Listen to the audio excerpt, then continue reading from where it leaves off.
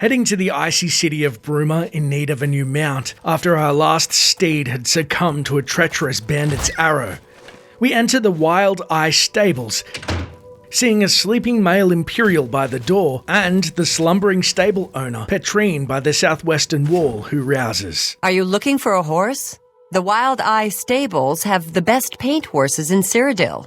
500 gold is affordable. I'll take it. You won't regret it. Cumulus will have your new paint horse saddled and ready for you outside.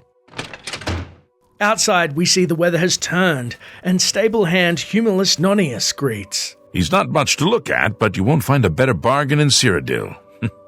Take good care of him.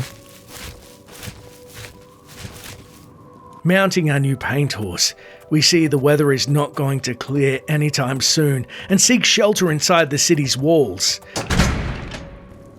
Heading to the closest inn, Olav's Tap and Tack, and we begin to hear rumours of one imperial sorcerer, Arentus Falvius, and his abilities with conjuration, as he's gained quite a reputation among the citizens of Bruma. I've heard that Arentus Falvius at the chapel can conjure up creatures. Apparently, Arentus Falvius at the chapel is quite a conjurer. He'll even teach the skill to those he likes. Seeking out the sorcerer in the chapel, Arentus introduces himself by saying, I'm listening. Praise Akatosh. Praise the Nine. I'm Arentus Falvius, Primate of Talos, High Priest of Bruma Chapel. Hello there. What's your mission here as an Imperial in Bruma? I'm here to show Bruma's errant Nords the path to the true faith. They must put aside their heathen gods and worship the Nine. As promised, when reaching level 70 in Conjuration, we can inquire about training, but Arentus simply redirects. If you want to train further, you'll have to seek out someone else. There's nothing I can teach you. I've heard of a Daedra worshipper named Olin Saren. Very powerful and might be helpful, if you can find him. I heard he had to flee Morrowind and is now hiding out in the forest of Cyrodiil. If there are other cultists out there, he's probably with them. Cultists? Can't you just help me? Find Olin Saren.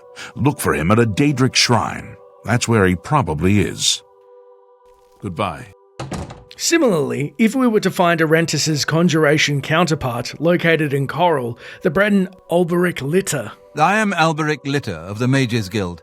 I am pleased to make your acquaintance. I'm told I should seek a master trainer for conjuration. Some dark elf tied up with a Daedra. Know anything? Find Olin Saren. Look for him at a Daedric shrine. That's where he probably is. Good day. With the shrine marked on our map, our quest, conjuration training, then updates. In order to further train in conjuration, I must find Olin Saren, a Daedra worshipper somewhere in the Great Forest.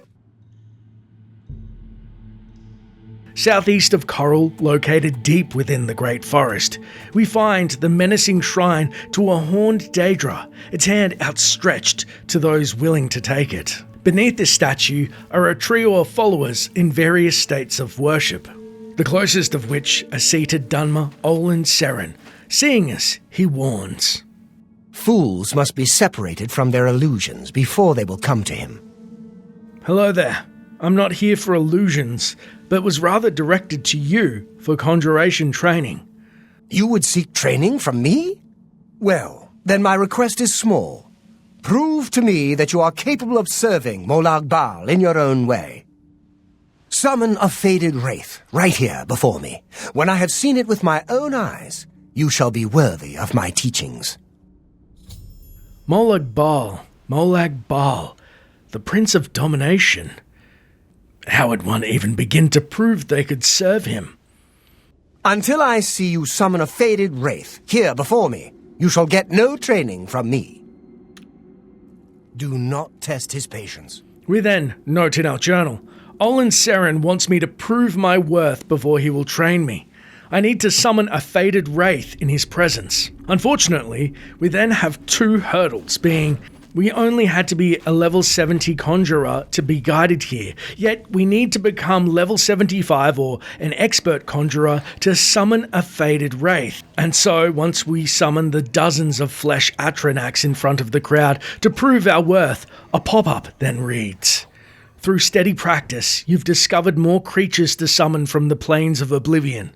You are now an expert in conjuration magic and can cast expert-level conjuration spells. Returning to Seren, we summon the ghostly figure in front of him and speak to him once more, in which he amazes. I am impressed.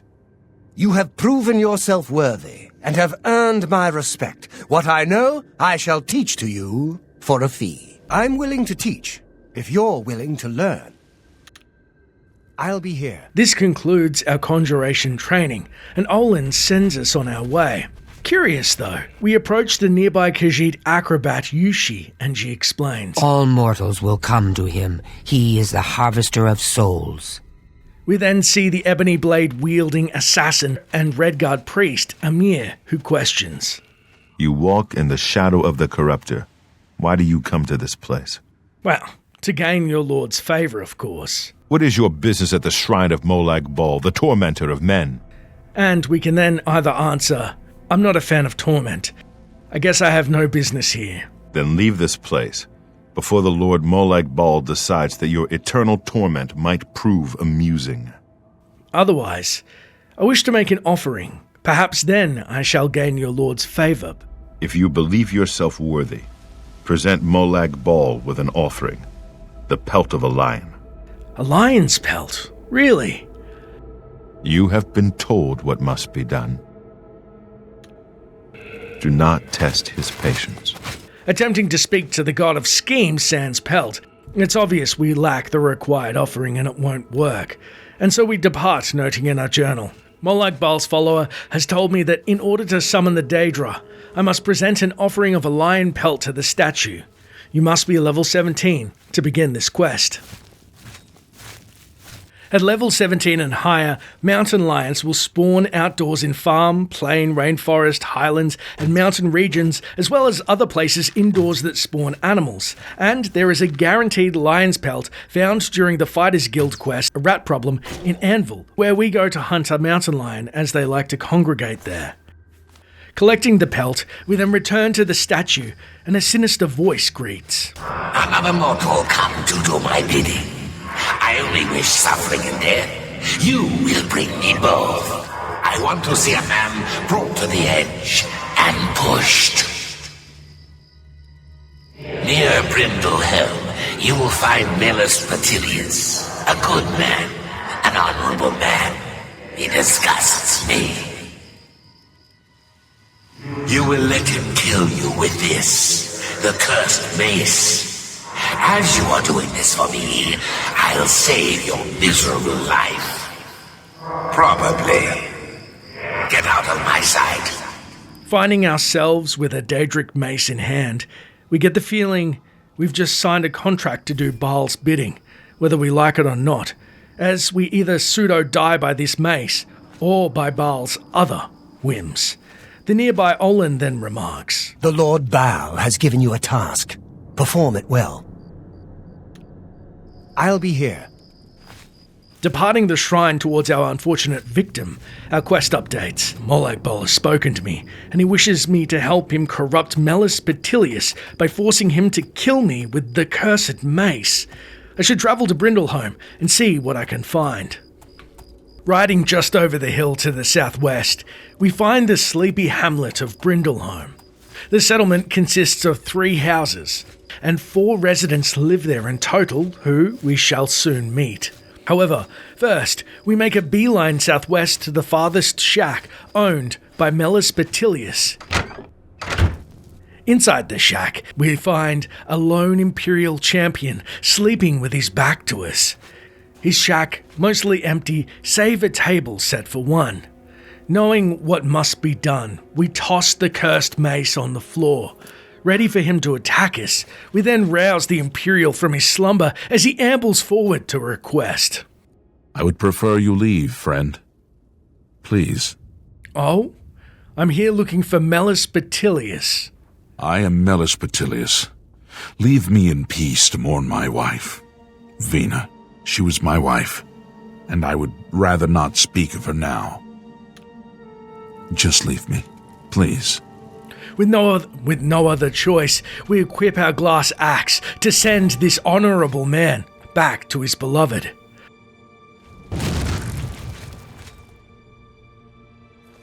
I will not fight you, friend. I have taken a vow. My gods will protect me. Just leave me, please. Gods will protect you. Well, how do you feel about this? I will not fight you, friend. I have taken a vow. My gods will protect me. Melis, who should be a corpse, still stands upright in defiance, somehow bolstered by his faith or the gods themselves, and, no matter what harm befalls him, simply states, I have taken a vow. My gods will protect me. Just leave me, please. Absolutely bewildered, we scoop up the mace and exit his abode to try our hand at divining any clues to enrage this noble knight into attacking us from the residents of Brindleholm.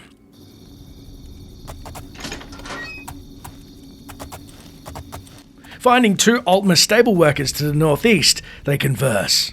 All right, then. I'm listening. Cyrodiil is surrounded to the north and east by the lofty Gerald and Vallis mountain ranges. I see. Take care. Good to see you. Best way to take out a skeleton is with a big weapon. Forget spells. Just smack 'em and watch the bones fly.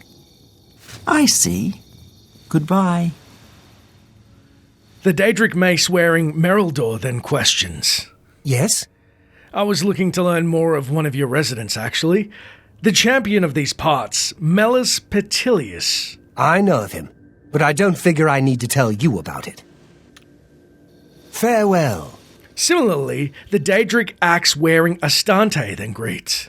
Go ahead, please. Melis Petilius lives here. Do you know him, perchance? I know of him, but I don't figure I need to tell you about it. You too. Wandering to Astante's residence, it should be noted, the interior of the three houses bear little value to search, bar one. However, the residents themselves we shall check back on later. Speaking of which, stepping out of the stables, we overhear more riveting banter. If you're all alone in the woods and you see a troll coming, you run.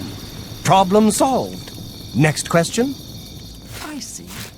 Heading south in the dead of night, we then enter the last house in the middle of town to find a scantily clad Nord asleep named Torbil the Sufficient. Before speaking to the Nord, it should be noted, this house notably features an Nirnroot plant atop his dresser, acrobatic skill book in the chest at the foot of his bed, and a somewhat rare shepherd's pie on his dining table. Waking the nearly naked Nord, he barks. Get out of here! What?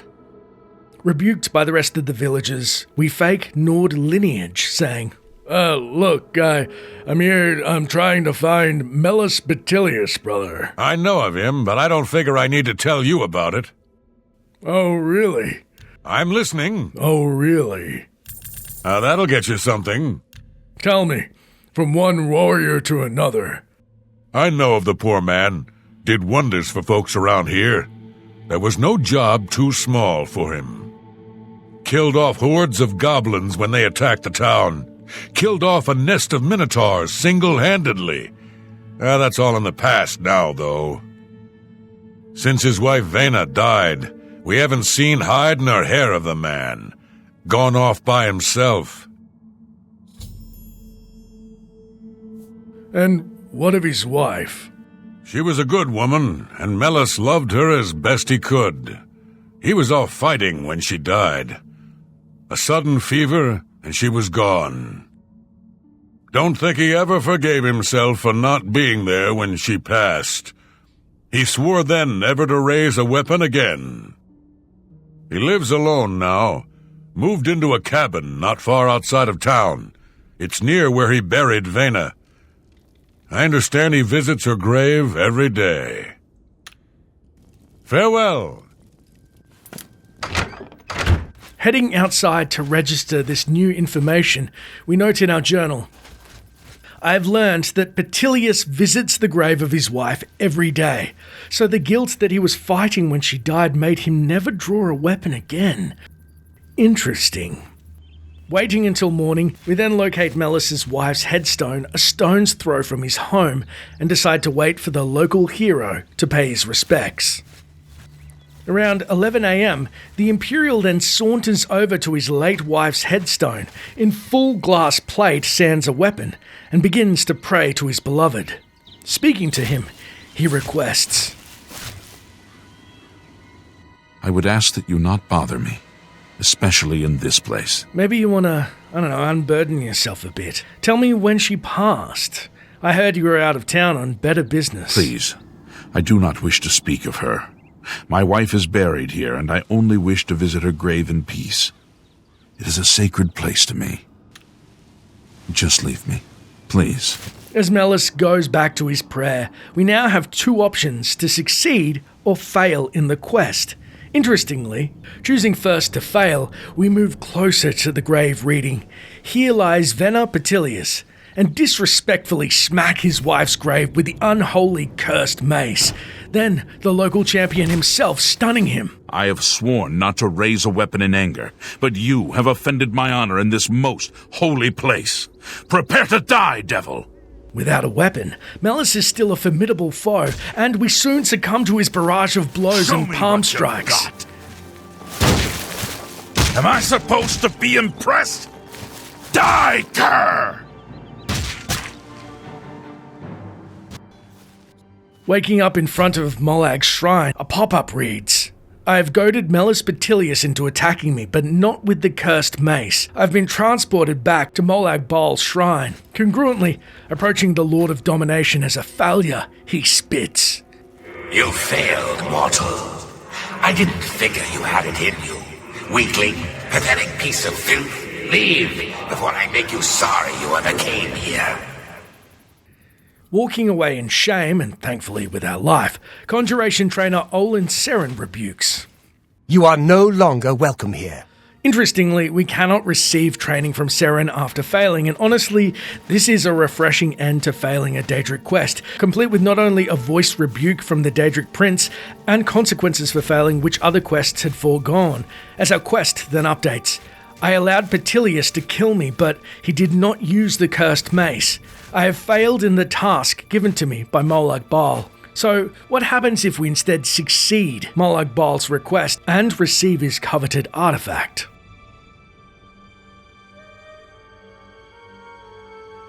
Well, dropping the cursed mace in the underbrush in front of Melis as he prays, we strike him once more. I have sworn not to raise a weapon in anger, but you have offended my honor in this most holy place. Prepare to die, devil! What's going on?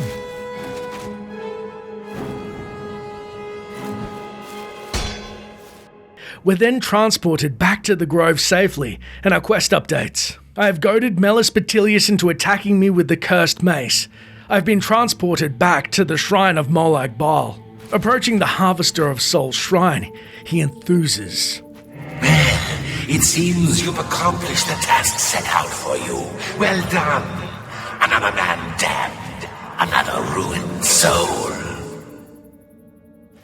But you'll still get your prize, won't you?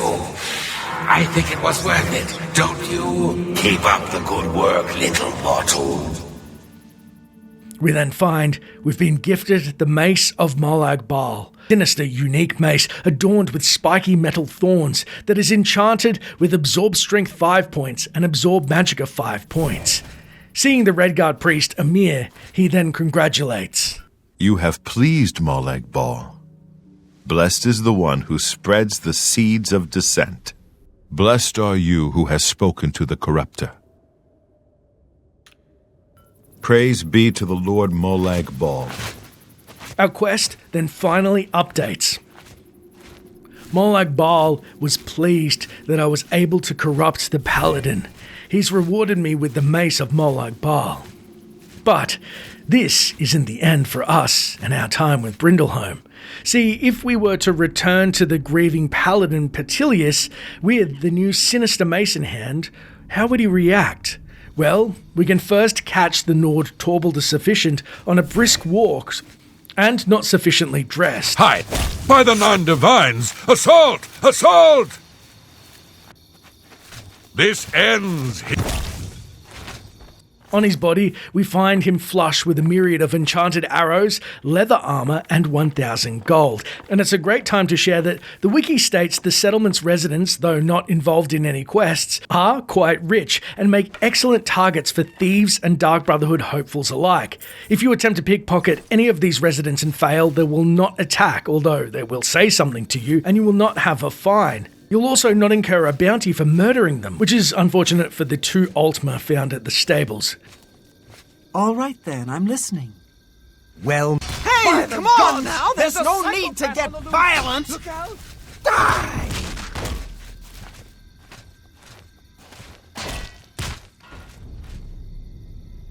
We then pilfer Astante's Daedric war axe, as well as ebony warhammer, Daedric boots, and 2,000 gold on her person. Turning to a frozen Merildor, he questions. what? Watch for minotaurs in the forest. Aggressive beasts. They'll tear right through your armor, too. There's something spiky here for you, old boy. Farewell. Come have a look. Hey, come on now! There's no need to get violent! Do your worst! Sending the High Elf flying, we find on his remains a glass battle axe and another hefty 2,000 gold. Unfortunately, it takes turning the grass animation lower to divine exactly where the Daedric mace had landed. With the residents dead bar one, we wait for morning and pop out from behind a tree to happen upon Mellus praying to his wife once more, still wearing the cursed mace no less. Seeing us, he spins in surprise. No. You're dead. I killed you myself. What manner of creature are you? Will I be tormented with your image forever? He then takes one last look at his wife's gravestone, and we end his miserable life. What's going on? Reflecting the cursed mace's damage back at him, he crumples on the spot, and perhaps as he chose to don the cursed mace, his benevolence God's protection has evaporated. And so we relieve the deceased Imperial of his mixed light armor comprised of elven, glass, and mithril gear plus 956 gold. Turning the grass lower once more, we also find the cursed mace and set it gently atop his wife's headstone where his body will no doubt lay until the local fauna find him. His soul now in the care of the Lord of Brutality, Molag Bal, in his Daedric plane of Coldharbour. If you want to support the channel in a more personal way, consider subscribing and make sure to check out our Patreon, which boasts different tiers and rewards. As always, thanks for watching, and until next time, Traveller.